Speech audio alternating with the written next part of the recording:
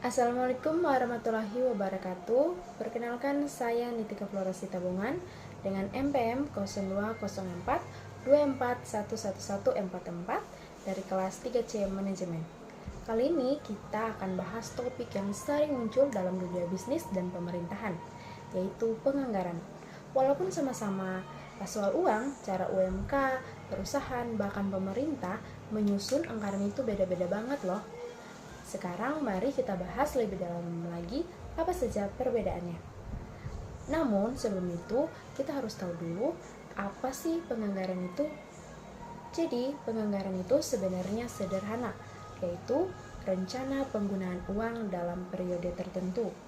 Tujuannya supaya kita tahu uang itu datang dari mana, mau dipakai untuk apa, dan gimana mengontrol agar pengeluaran tidak berantakan. Ibaratnya nih, penganggaran itu kayak peta keuangan yang bikin sebuah usaha atau organisasi tetap jalan dan tidak salah langkah.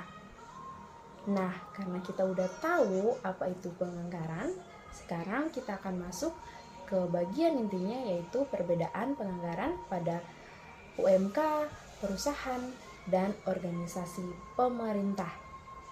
Pertama, kita bahas usaha mikro kecil atau UMK. Di UMK itu, anggaran itu biasanya sederhana dan fleksibel. Banyak keputusan dibuat berdasarkan pengalaman pemilik, bukan analisis angka yang begitu rumit. Tujuan utamanya apa sih? Tujuan utamanya yaitu menjaga arus kas tetap aman, memastikan modal cukup buat belanja barang, bayar karyawan, dan memenuhi kebutuhan harian. Prosesnya juga cepat. Pemilik tinggal melihat penjualan, menghitung modal, lalu menentukan berapa uang yang bisa dipakai. Orientasinya jelas, yaitu keuntungan dan keberlangsungan usaha. Untuk pelaporannya, biasanya sederhana, cukup catatan harian atau buku kas. Nah, selanjutnya yaitu perusahaan. Penganggaran di perusahaan jauh lebih formal dan terstruktur. Ada anggaran produksi, pemasaran, SDM, investasi, dan macam-macam lainnya. Prosesnya melibatkan banyak divisi.